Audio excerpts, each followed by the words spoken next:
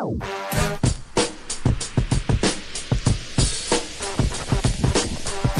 time for the shop report with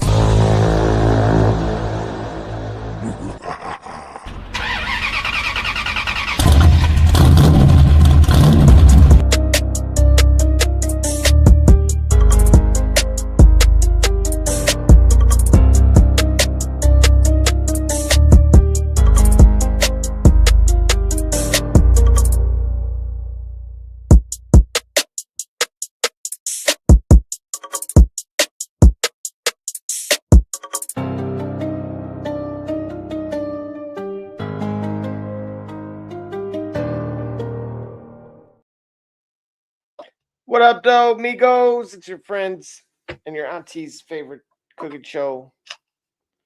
Just kidding. Welcome to the Shop Report. I am your host, Double J, and I got my guy to my right, your left, none other than D Gully from the Columbus, the cable guy. Barbershop J, don't know why. What's up, man? What is up, bro? Happy Thursday, happy Friday Eve to those getting ready to Friday celebrate and Junior. enjoy their weekend. For those who start their shift in the middle of the week, happy Monday. We'll celebrate all the same. I know, man. Some people do, man. There was one time I had a job that they switched my schedule to work Thursday through Monday. I had Tuesdays and Wednesdays off.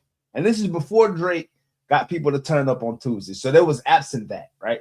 What was I going to do with that? I ain't staying in that job much longer after that. That's besides the point. That's for another day. How you doing today, Double J? You know, I'm feeling good, man. You know, we had the fantasy where we pick.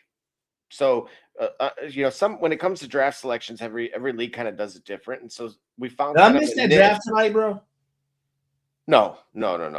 Thankfully, we still got time. So, this with my reoccurring leagues, essentially we kind of spin a wheel in, obviously.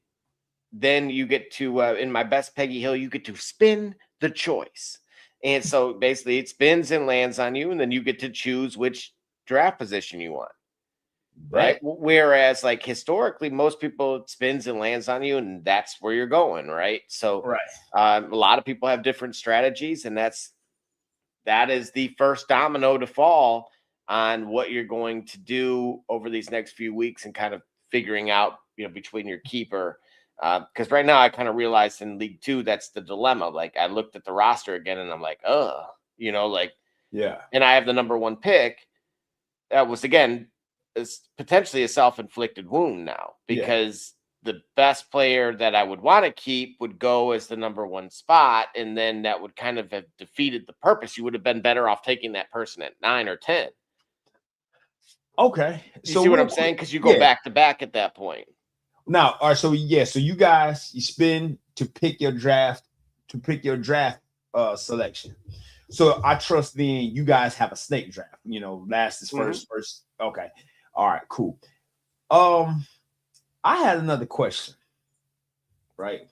Why does fantasy football work so much better than the other fantasy sports? Like, why does fantasy football work better than fantasy basketball?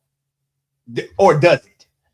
I think it does because of the timing, like the actual maintenance of it, right? Because I've asked myself kind of the same question. I'm developing an app about mock drafts and using AI to better understand the psychology of your opponents, just given that most of them, you know, most leagues run 10 years deep plus, right? So in short, if you can go through a mock draft and have the next closest thing to based on historical data of what your opponent typically does, you're going to be more prepared, right? And I think there's a price for that. It's only less than a cup of coffee a year. So be on the lookout for that coming here very, very soon. Absolutely. And so shameless plug. Double J. Right. Yeah. And so speaking of plugs, rumors. We're not talking about hair plugs or other plugs. Not this time. This time. Well, you know, if it was once upon a time. Nope. Nope. This is nope. Yeah, I'm wearing a hat for a reason here, folks. So no, there ain't been no trips to Turkey. You gotta drop the top on that boy, man. Yeah, no, one day. And so I will say this: LeBron. It took us what 5 minutes? 5 minutes 20. 5:26. 5:26. That's right. I think listen, that is in the top. That's got to be in the top 10, probably in the top 5. But I don't think it's the number 1 spot. Well, actually, Barbershop still owns. I think Barbershop still owns the record. I think he does too, and I think that may go, undefeated. Right. That might outlast Father Time. So LeBron is rumored to no longer be waiting on Anthony Davis as it pertains to making his decision. Does that mean anything to you, Gully? Not really. Not really, because I think any of the teams that he was suited for, any of the teams that I think LeBron should go to, Anthony Davis would be a plus, but it wouldn't be necessary for that team to be in championship contention, right? So not a complete disrespect to Anthony Davis's body of work, not to say that he's invaluable. The teams that are teams I think are best equipped for LeBron wouldn't also need Anthony. They wouldn't also need Anthony Davis in order to make that possible. That would be a great addition, but not necessary for that to happen. And those teams, I contend, for LeBron, if it's about championships, would be, and I guess I can do it in order from worst to first. Cleveland, Miami, Golden State. No, I'm sorry. Cleveland, Golden State, Miami, Philadelphia. Worst to first. Cleveland, because the roster moves that need to be made would affect, I think, are volatile. I don't know exactly how that team would look just adding LeBron there, and then at what financial cap restrictions would be required, what cap adjustments you got to make in order to fit LeBron and his salary, whatever salary that is. I don't know how that would work with Cleveland. I think Cleveland is going to be the roster the most shake up. Well, I'm going to intervene here. There was a new position on LinkedIn for YouTube creative director. I'm paraphrasing, for the Miami Heat, and you may or may not have seen that there was a failed test broadcast for LeBron via the Miami Heat, and it sounds like it cost this gentleman or woman their career. So he already going to Miami, is what you're saying? Potentially. But we know who's not. The individual that was in charge of YouTube for the Miami Heat prior. Oh, I'm so sorry for them, but that is hilarious. Take it off. Speaking of messy, are you ready for this? Yeah. Klay Thompson goes live and says that he is no longer in a relationship because she cheated for the 4th time, including his teammates, and which he realized that she cheated while he was at practice 3 times, and he still has to pay her $400,000 a month. Hold on, when we say she, who is the she we talking about? Just to make sure we different Megan. Oh, the not Stallion. It's not her. Screen edit. Yes, I'm back and wide awake. Thanks to the Body Armor lights. Thank you very much. Shameless plug. Body Armor, please come holler at us. Just keep that what you just said there in mind later in the show for your understood. All right. Yeah. So So again, he revealed that she has a body count that is 250. I'm trying to understand what's happening here. man. Yeah, he was crying on live, Gully. Well, what I'm saying is, I'm trying to understand what's happening here.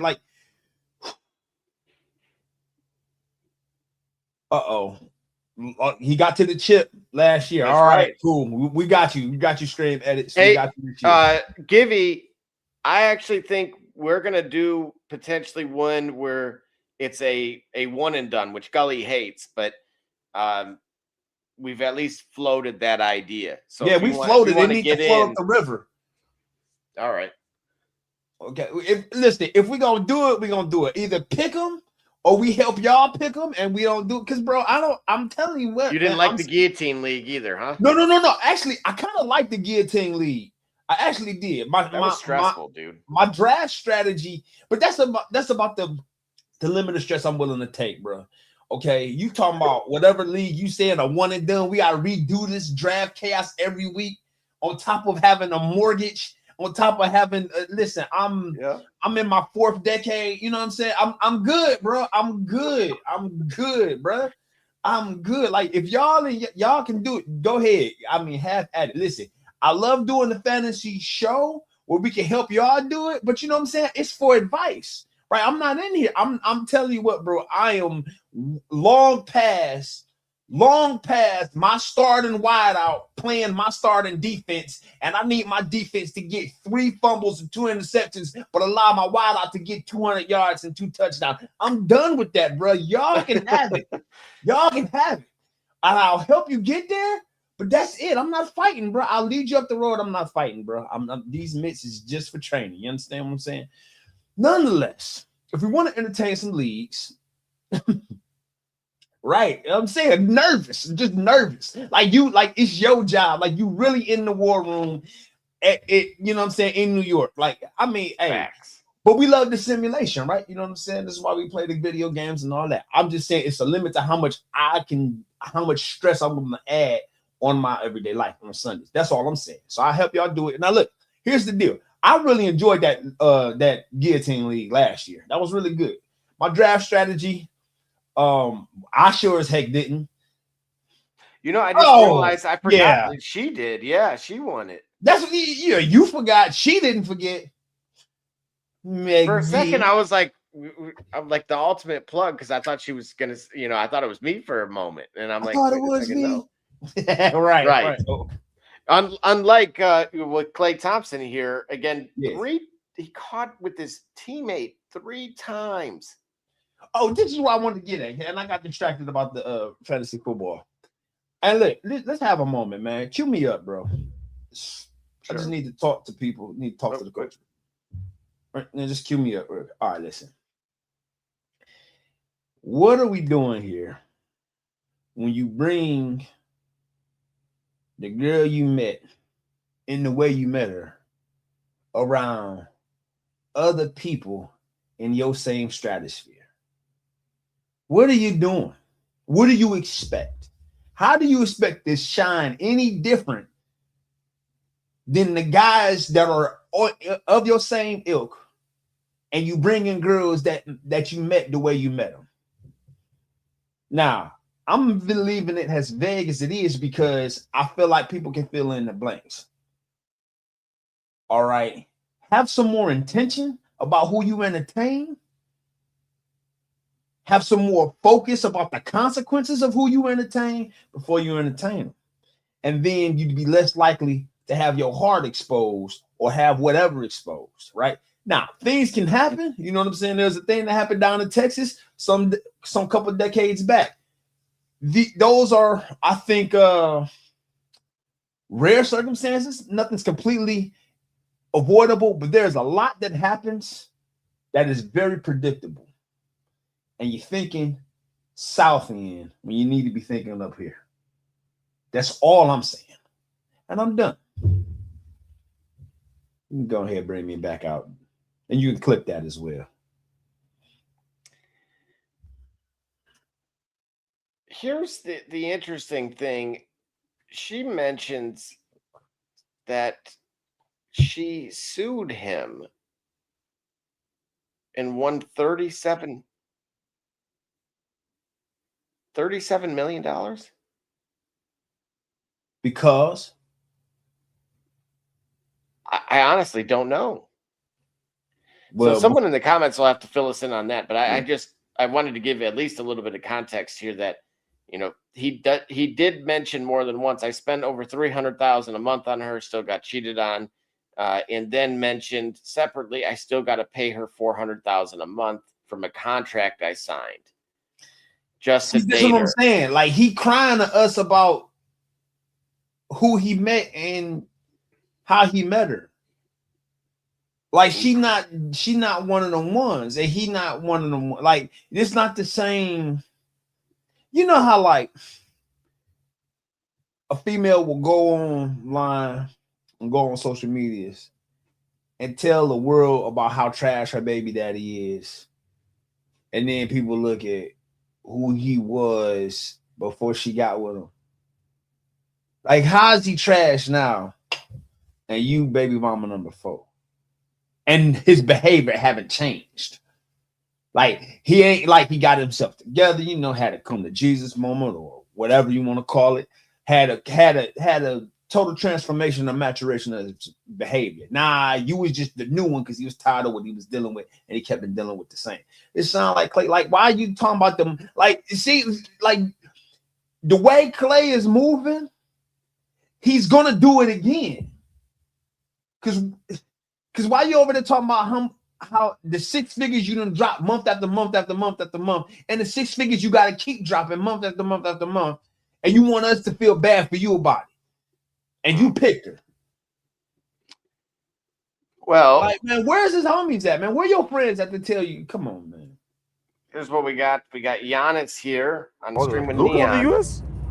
Giannis Antetokounmpo from the US? Okay, hold on, wait. I have a rebuttal. Hold on, top 5 right there. Let's just stop. No. Fred VanVleet is from the US? He's Canadian. Is he Canadian? No. He's from the US. He's from the US? Who else, chat? LeBron is from the US? The GOAT, his GOAT? LeBron? Yes, but Michael Jordan's from the US? Steph Curry's from the US? I can continue. Jalen Brunson's from the US? Yes, guys. It's 400 million people competing against 10 million people, Greeks. We are 10 million. So if you put all Europe together, what's the population of all Europe? A few billion? What? I don't know my shit like that. Barely. What is it, Nick? Yours, part. 400 million? What? 400, 300? 400 million, yeah. Yeah, if you put all Europe against all the US, we beat you guys. Kevin Durant, Kyrie Irving, come on. What? Come on. Kyrie Irving's not from the US. Sengun. Yes, he is. No, he's not. I love Sengun. Sengun. Chat, is Kyrie Irving from the US? Yeah. Wemby. No. Sabonis. He is? Okay. Jokic. Okay. Giannis Antetokounmpo. You guys say Wemby. Keep going. This is what I'm talking about. Yes. Really? Dylan And Brooks. great You for like the it? league. Yeah. Canadian. What are we talking about? It's not even Larry Markkinen. You want me to keep going? Shaq. No. Shaq played All right. 30 years ago. Yo, pause this. Pause this. All right. This real okay. So I like these because these are 2 ideas that I've for if you run the tapes, these echo 2 ideas that I've been saying for quite some time. Me and you get into it all the time, and you know where this is going. First of all, when I say that the NBA champions can call themselves world champion, Giannis makes the point. Giannis helps to argue that point because what Giannis is saying right now is the best NBA players are international. So if you put together that international team of players born internationally, native to countries outside of the US, and you put them in a collective, the NBA International All-Stars, that collection of ball players would be among the best in the world. So if you have a selection of the best international players concentrated in one league, and the team out of that league wins a title like the Knicks did this year and like the Thunder did last year, right? Like the Celtics did the year before, all right? You have a collection of players that beat the best concentration of talent internationally, which again, this echoes 2 points that I make, or 2 statements that I make. First of all, NBA champions can legitimately be called world champions because of that. Secondly, we have such an influx of such a concentration, or such an abundance rather, of international talent. By now, this would make a great appeal to have the NBA have international versus national stars, especially with the idea of the NBA opening up an international component, international league. And Right on cue, Gully. Adam Silver says NBA teams could potentially face off against NBA Europe teams even in the playoffs. You possibly could see teams coming in to our playoffs, top seeds from other leagues. When I think of a flight from New York to LA, for example, there's no reason if we had 4 teams in Europe, you couldn't travel, play the Knicks or the Nets, or travel to London and play 3-4 times in Europe, come back home. So it's very doable in our league. It's possible, right?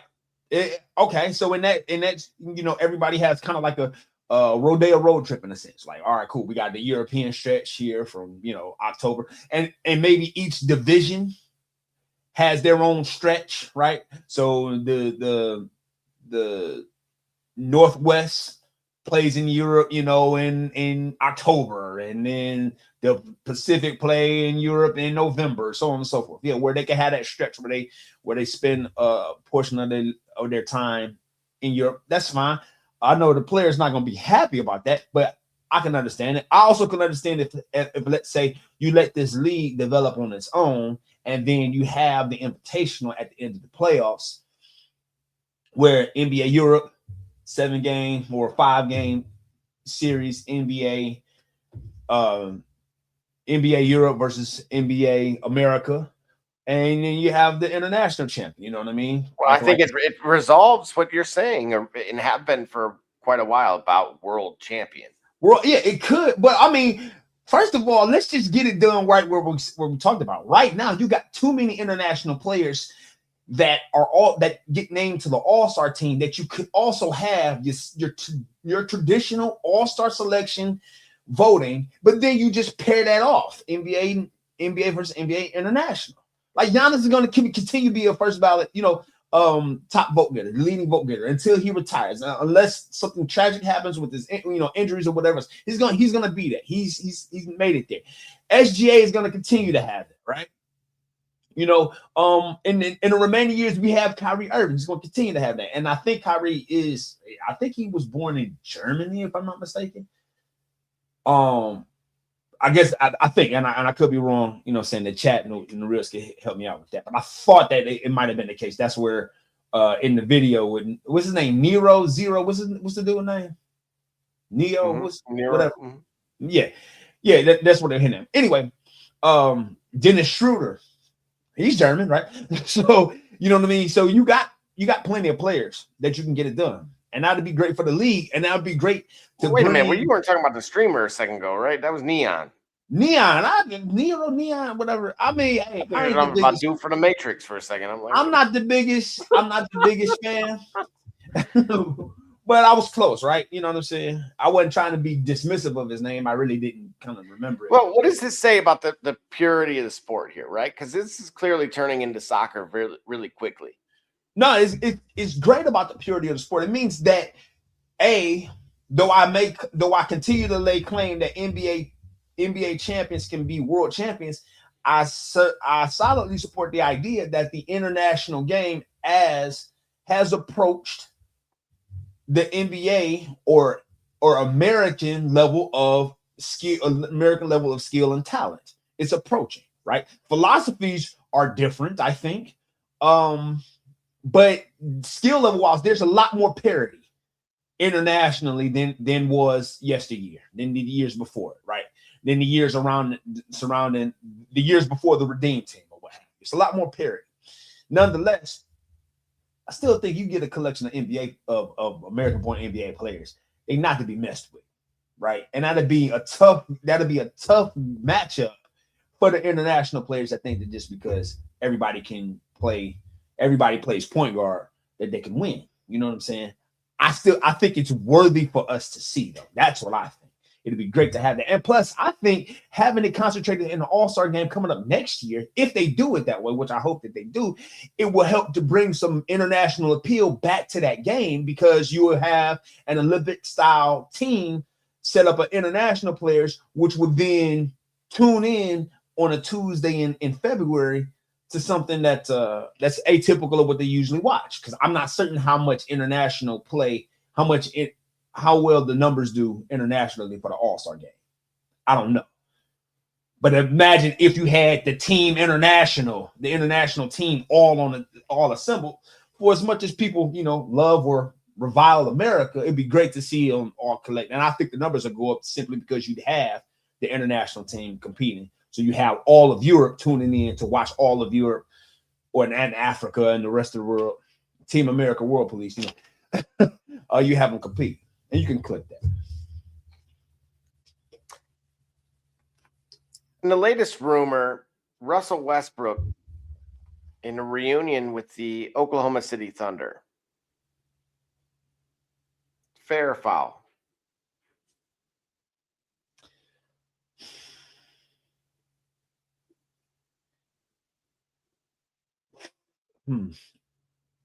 I gotta pause.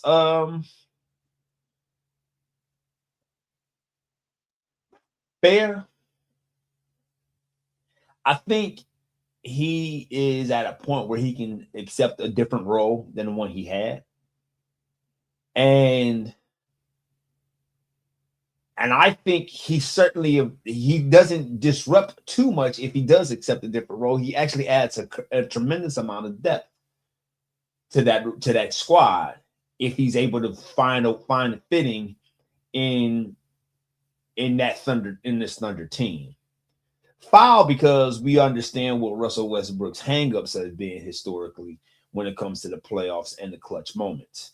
And those remain, I guess, true in that he hasn't been able in his career to get to a final outside of 2012. So that's where and that is now 14 years ago. So we're far removed from that time. But that's where I had given pause because I don't think it's as easy to dismiss for me. It'd be great for him to come back, you know what I mean? Because he'd be coming back to actually a championship contender, right? I mean, they only won the thing last year, and they were in the conference finals this year, so he could be a missing element. But and Gully, we have moving on to the college football space. There's been SEC Media Week. Oh boy, SEC Propaganda Week. I'm sorry, SEC Media Week. Woohoo! First and foremost, let's tackle this right from the start here, right? As I brought up, the legislature from Senator Ted Cruz and Cantwell out of Washington, ultimately, in the language of it, you start seeing that a private equity firm would ultimately attain the oversight for the media rights that would then be pooled for everybody into one pool. And essentially, they would be in control of any and have the ultimate say on any moving of within or without within conferences, essentially. So there would be no such thing as any kind of realignment or changes whatsoever to the conferences as you know them today, and without approval from this hedge fund based out of California. And so naturally that didn't sit well, in particular with Greg Sankey in the SEC, and what was originally deemed as somewhat hearsay of a potential super league between them and the Big Ten. And as I had pointed out, they were planning on, they could exit the NCAA as early as 2034. While this was all theoretical. Now we learn via Greg Sankey himself on the SEC network that conversations have actually occurred and that there is a possibility of them breaking away from the NCAA. Gully, you take it from here. What do you think of that? So the SEC will break away from the NCAA, thus having college football games and playoff. When we talk about a national champion, you're going to immediately put an asterisk behind it, because if they are breaking away from the NCAA, that means that they won't necessarily have the same set of rules in terms of competitive balance or requirements to enter into a postseason or to win, right? So we'll be back to perhaps having a SEC champion being weighed as much as a NCAA intra-conference champion. You see where this is the mess that is already kind of a brewing here because of it. All right, so that's point number one. I mean, that's question number one that I have. Also, are we getting that to the point where like private equity is going to come in and have some governance over what we watch as over this form of entertainment? Via the current form, the proposal that's in the Senate currently, yes, would give that authority. Now, I thought we talked about this some time ago on the show. And if I'm not mistaken, when I hear it again, like now, I hear it, I'm so relieved that private equity will take over another venture, because private equity has done wonders for the cultural institutions that paint our memories and our nostalgia, right? Private equity, I mean, look, they've done wonders for us for Joanne Fabrics. They've done wonderful for us for Toys R Us. They've done wonderful for Blockbuster. They've done wonderful for all of these staples of American culture that we have fond memories. I mean, right?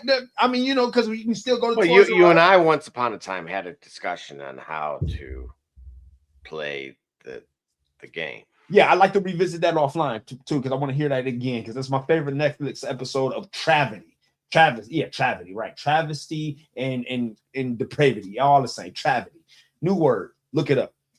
Go ahead, Webster. You know what to do. All right. Anyway, so, but I think when we had this discussion, this is why I got to look into this again. There was one element of it going whereby if we went this direction, I think it was the ironic twist that having it out of the hands of private equity and having the government intercede to help protect or prevent private equity from entrenching itself in this manner is actually what I thought was the ironic twist that I kind of support. I kind of supported government getting in the way. I think that's where I came down to it on last. And in which case, my position remains the same. I don't see how private equity helps to improve. I think private equity, the nature of the beast that it is, sees a financial opportunity for those who can invest along with it.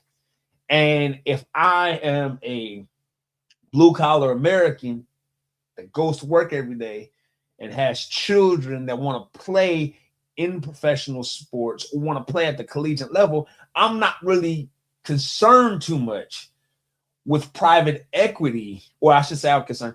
I don't really have the same interest that private equity do in my son playing for Texas A&M or Alcorn State or North Carolina or LSU. I don't have the same interest. I want them to play ball, and I want that.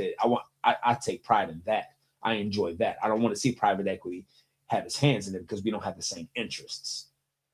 So that's my concern, and that's where I would love for that not to happen. Because again, like I said, private equity has done wonders for institutions of American pop culture.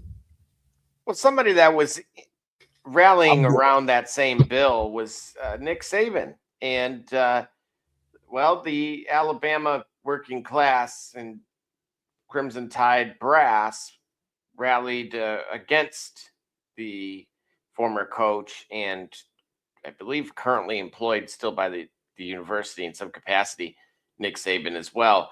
However, he had a few things to say, and the first of which is on the Big Ten being the premier conference over the SEC.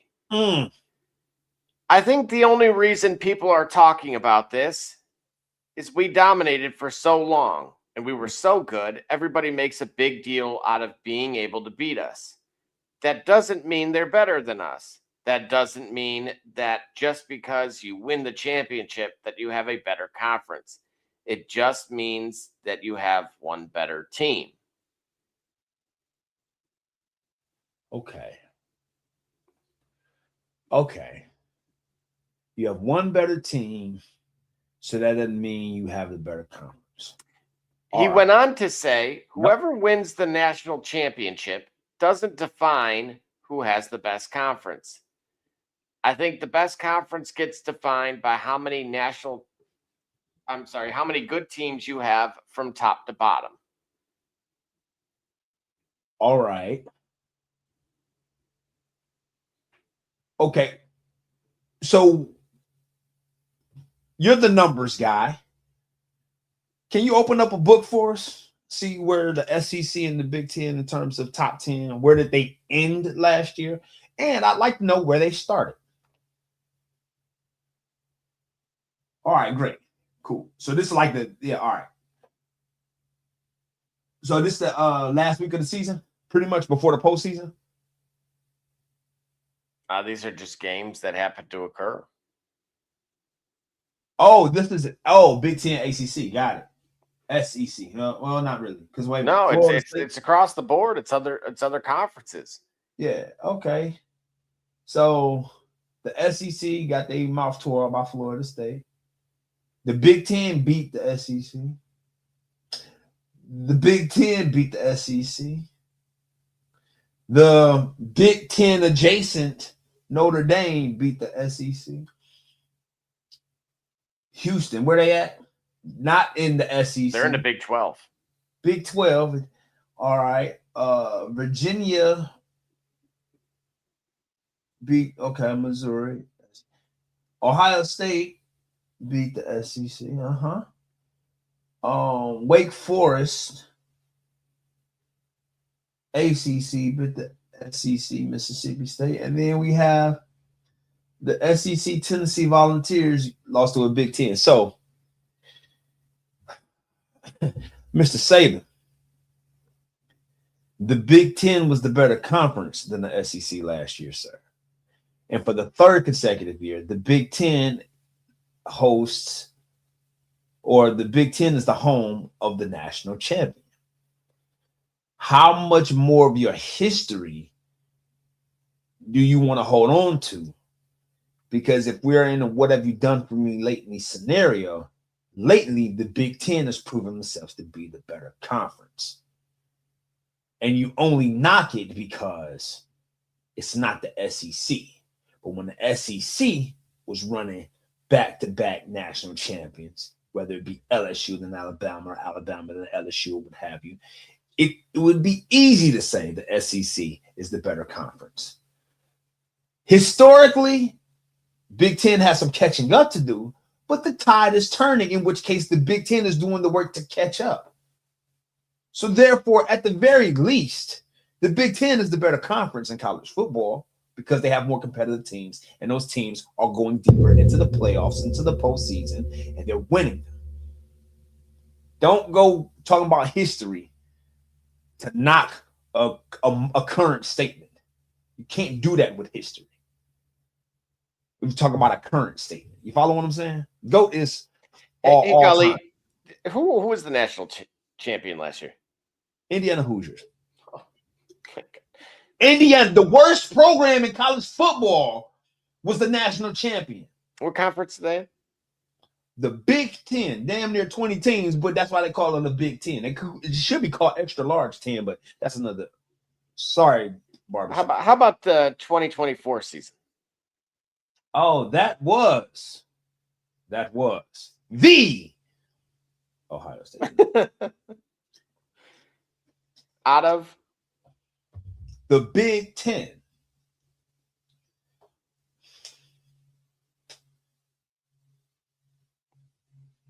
But did they have a moon man? Is he talking about an MTV award? I'll let her expound upon that. In 2023, who was the national champion?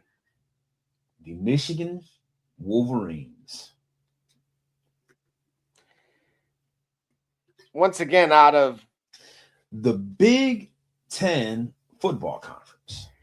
Gully, there's a saying that if you're good at something, you tell people, and if you're great at something, they tell you. Say it again and clip that. There's a saying that if you are good at something, you tell people. If you are great at something, they tell you. Exactly. Nick Saban, you were a great coach, but you ran as fast as you could the minute that NIL entered as the great equalizer entered the equation. Right. And ever since then, the playing field has drastically changed. Whereas Gully pointed out in 2025, the worst historical program in college football history can win it and did win it. And that means anyone now more than ever can actually put something together and win it. However, the last 3 winners have came from one conference. So if you have to go and explain that your conference is the best, I think you might be overthinking. You'd be overstating the argument. You'd be overstating the argument. Oh. At least we have that going for us. Because if you just look, bro, look, all right, I'm going to digress here. I'm going to get off topic slightly. Indiana won, Michigan won, Ohio won, right? You're in the Matrix. Hold on, you're in the Matrix. That's probably for the best. All right, now just go ahead. Go ahead. Now you back. So look, if we were just like doing some geography of the Midwest, and I just said, hey, Indiana won. Mm-hmm. Okay, Ohio State won. Michigan won. Okay, you look at the contenders this year. Notre Dame with CJ Carr, right? Mm-hmm. Well, and of course you're reigning national champion, and then somewhere wedged in between, besides Ball State, is, to her point, a school that puts somebody on the freaking moon, but they can't win and get into the CFP. They can't field. It's a family program. You need a moment. You need to cut the commercial. It's just, it pains me. Heather Dinich was on Paul Feinbaum, and she was explaining, like, when she went and made the drive, she started in South Bend, and then she ended up in Bloomington. Like, she literally just blew past West Lafayette. Like, no mention of, like, not even like a rest area. You know what I'm saying? Like it was California or something. Like, which look, California, bro. I don't know what it is. I made the trip. After you get from Prim, Nevada, you're SOL. There's alien jerky, and then, bro, and then it looks like a third world country, and there's scrap metal is all that remains on the buildings. Yeah. Anything that's worth something, and then it's just spray painted to like something out of GTA. Oh no, I was gonna say maybe Cyborg. Remember that one? Yes, yes, I do. That would be accurate and fair as well. And then all of a sudden you end up in Barstow, okay? And bro, let me tell you, don't ever trust the fuel gauge in the Mojave Desert, okay? Never trusted. All right, bet. That's one. Never. That's some life. There's some life advice. You can clip that part of it. Never trust the fuel gauge in the Mojave Desert. Will do. Anyway. Duly noted for sure. Now, moving right along, Gully. Just any final thoughts on the legendary coach Nick Saban and his thoughts about him, the platform and how he feels about his conference. There was this guy that said once, to be the man, you've got to beat the man. And if the man is the SEC, then for 3 straight years, if the best there is, the best there was, and the best there ever will be was to get the shot, they've proven that for 3 straight years. Now, 2026 is open. It's anybody's guess, right? But I can't even say my money's on the Big Ten to win it again. But oh boy, if they do, I would love to revisit these same statements in 2027. And that's all I got to say about that.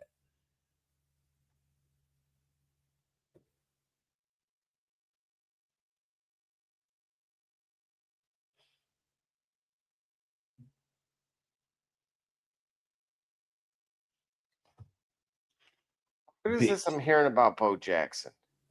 What about Bo Jackson? What about Vincent Edward Jackson? What you reading? I know that he's the best video game character of all time, best video game sports character of all time. I think Bo Jackson or Madden 04 Michael Vick. I don't know. I'm talking about Ohio State's Bo Jackson. Oh, I'm sorry. What about it? Well, I do know he was just the 5th true freshman in Ohio State history to rush for 1,000 yards. Uh-huh. And that he actually outgained the entire Michigan team by himself. Oh, yeah. Just a little fuel for the fire there. Right. No dog in the fight. He's only getting better. Right. And he's only getting better. And it's only another season. And they got something to prove because, Indiana did win it all. Expectations for Ohio State is that not only were they to win the national title, but they were to repeat or to get back there. And they fell short of that. Can't have that again. Right. Dylan Brooks named the 5 biggest complainers in the NBA. Yep. The first one that came to mind was obviously Luka. Okay. Give me the list before we even comment. Steph Curry. Okay. Jaren Jackson. All right. LeBron James. All right. Giannis. 5 biggest complainers in the NBA. I would say he got keen insight on it. And I'm gonna tell you what, every time you named every person you name, I do have a vivid photographic memory of them doing this at a ref, right? Them doing this at a ref. And when you are as big a star or superstar as those players are, you get a certain level or entitlement of or allotment of complaints. You do. So none of my favorites that are not LeBron James, right, are exempt from that. So yeah, you do get complaints a lot. Do they do it more than most or whatever else? Nah, but what I can tell you is this. Each of those 5 have had moments where they've taken the game over offensively, and they've done it in the clutch, and they've done other things to substantiate, to validate their goodness or their greatness. So even if they are complainers, that's not the cornerstone of their game. Even LeBron James, who may not be the GOAT to me. And I know he's definitely not the GOAT to someone on this program, not named Double J or D Gully. Shout out Barbershop. Right. Gully, I got one for you here. Former NBA player Eddie Curry turned down $400,000 a year for 50 years, so $20 million in total. Yep. From the Chicago Bulls just to take a DNA test. The reason? It could have had an impact over countless players after him. In quotes, "We were in the playoffs. I was playing better every year. The Bulls said, we want you to take a DNA test because we don't know if you have heart disease or if you'll eventually develop it." Okay. My agent, Leon Rose, now running the Knicks, talked to some people and came back. Nah, I don't think you should do that. You're setting a precedent that could probably affect a lot of things negatively for a lot of African Americans coming through the league. If you test positive for it, we'll give you like $400,000 a year for the rest of your life. My agent did the math. They were basically putting up the money they owed me and paying me interest on it. That didn't sit well with me. I was going to take it because I just wanted to get back on the court, but I chose principles over easy money. That is not the same as the Bobby Bonilla deal at all. In context, that is not a Bobby Bonilla deal at all. You know, because it was the first thing that I thought of. You know, you take a lower, small amount of money over an extraordinary amount of years, but enough money that it's significant for you on a day-to-day. You know what I mean? So yeah, it sounds like a Bobby Bonilla deal, but it is not, because he's absolutely right.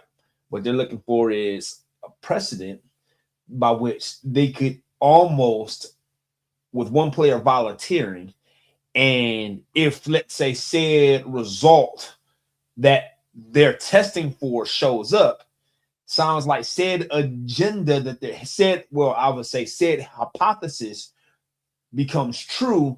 Now the option that Eddie Curry had will now become the requirement that future players have, and it would not be for the player's benefit at all. He'd be the only one that would benefit from it because he'd be the volunteer. So I appreciate him standing on principle and being able to have, he and his team being able to have the foresight to kind of illustrate the impact it could have on others, even if he took the deal himself. So I applaud him for that, and I agree that would be the stand. I would hope that if that situation were me, that I would be able to have that insight and consider it and make the same decision that he had. But I applaud him for doing that. Yeah, I have to agree. I mean, this is, we talk about genetics often. There was that one rumor about a decade ago about, almost a selective super athlete, like a Lebensborn type of desired program. It's crazy as that sounds. And so what type of precedent that would have set? I mean, it wouldn't shock me to see the NFL attempt something of that sort, but it just as a whole, certainly if he had he agreed, it would have, I mean, remember that was 20 years ago. Right. That's the portion of this, that story that can get lost here. And if you remember Eddie Curry, he made a decent amount of money when he played for the Baby Bulls back then, for those that remember. Yeah, so very, very interesting to say the least. Gully, I will turn it over to you. Are you ready, or do you need a break here before the name that superstar portion? No, man, you know what? We had a good run, nice short show here. We're gonna go ahead and get this going, and then let everybody enjoy their weekend. You bet. And so with this particular superstar, before I pull him up here, he was one of the few players who ultimately was a part of a trade that would bring that would involve Mike Bibby. He was obviously one, even though he never made an All-Star game appearance. And now I actually have the graphic from both NBA Live 2003 and NBA 2K3 of this individual. Now, despite never being an All-Star, he is one of the most recognizable point guards. See, the tattoos gave it away, man. That's white chocolate. That is right. Jason Williams. That is Randy Moss's high school basketball teammate, Jason Williams. That's right. Absolutely. And he's also a NBA champion with the 2006 Miami Heat. That is right. Yep. So that is often, I think, forgotten by the masses that he did ultimately go and get a ship here. So do you think the trade for Mike Bibby actually made sense to send him for Mike Bibby? Because unfortunately the Lakers got in the way of the Kings. I think they took a title from him, to be honest with you.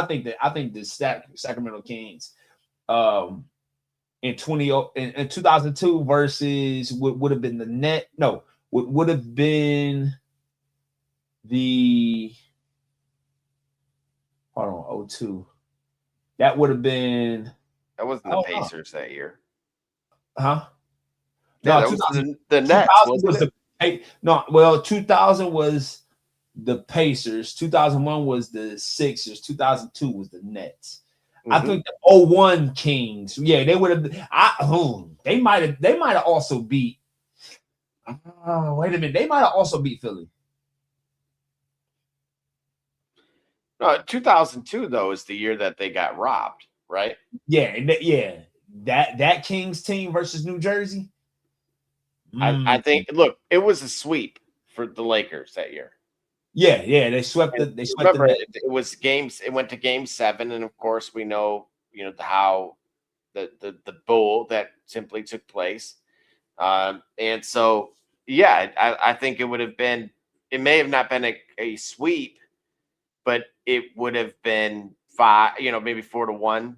It maybe goes 5-6 games maximum, but that's I think generous. I don't think.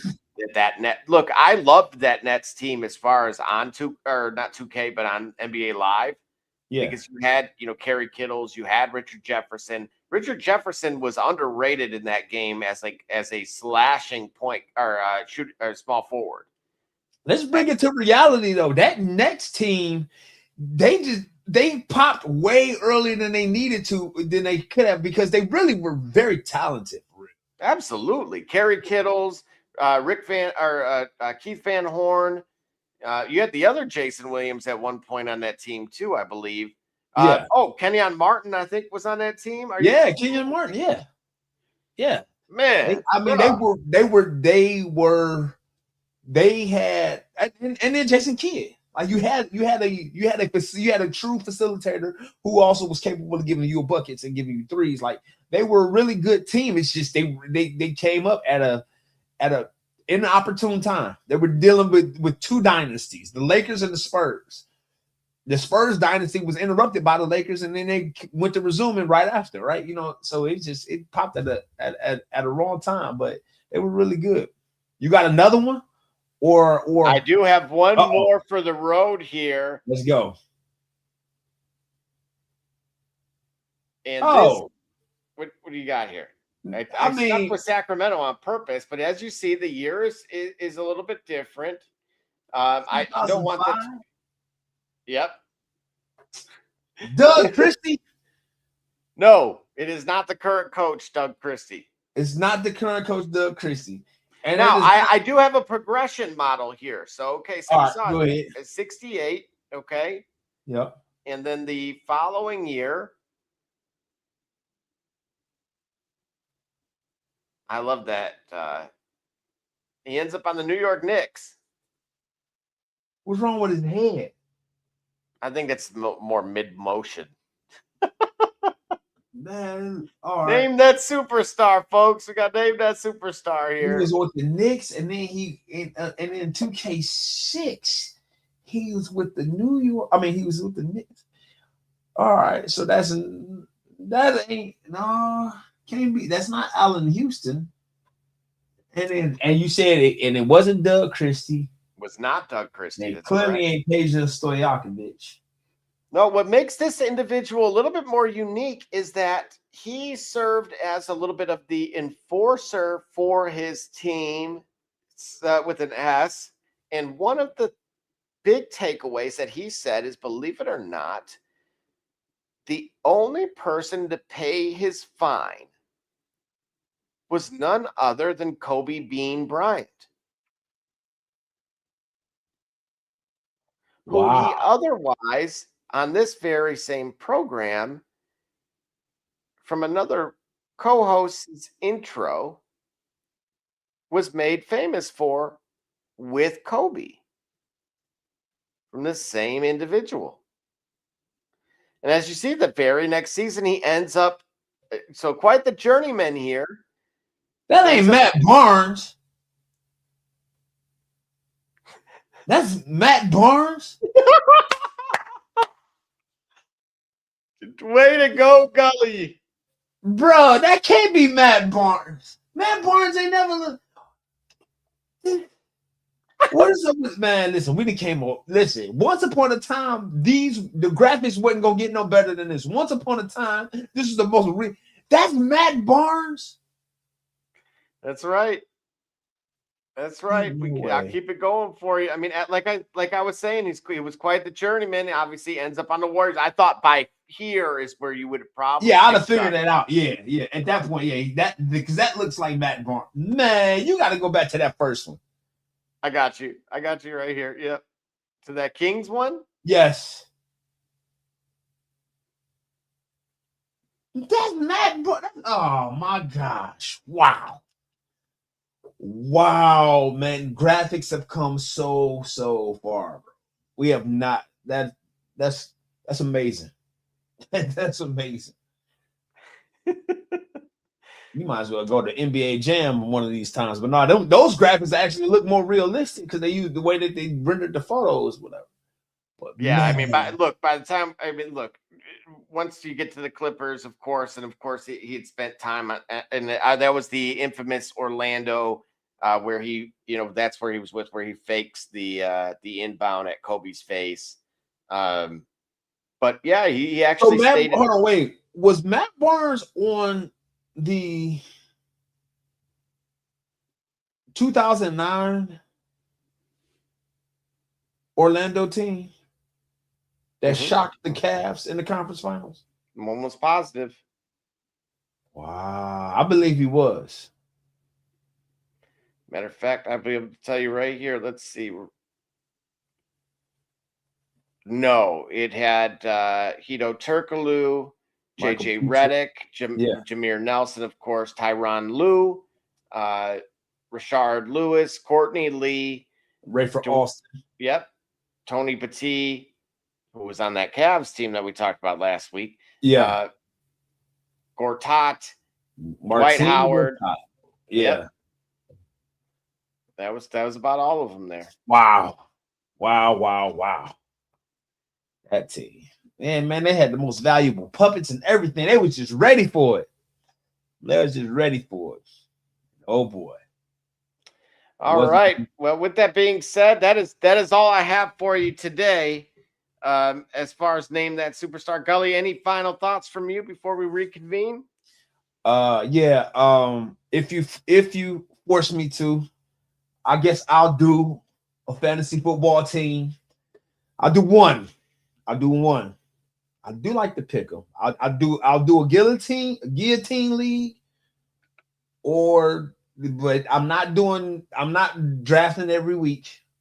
Okay, and I might do a pick 'em. All right. That's about all you're gonna get out of me. Okay. Y'all look forward to us. We will be having a draft, and then we will be getting back to the fantasy show. Probably a different format, more compact. Though I love to hang out with you guys, I recognize I'm in my 4th decade and I am being reminded. Okay. So yeah, right. Like this watch I got on, you know what I'm saying? I am being reminded, but nonetheless, I do like hanging out with you. Be interested where that dude goes, you know what I mean? I don't mind him holding up the league. I think it's entertainment, whatever else. I mean, it's all entertainment anyway. So him playing the game the way that they allowed him to play it, no one should be upset now, because as our esteemed host would say often, while the house was being built, he was buying furniture. So while they were building the house for him and letting him buy furniture, now you're reaping what you sow. So yes, Mr. Silver, you're gonna keep waiting until he decides, whatever. Nonetheless, cool, it'll happen.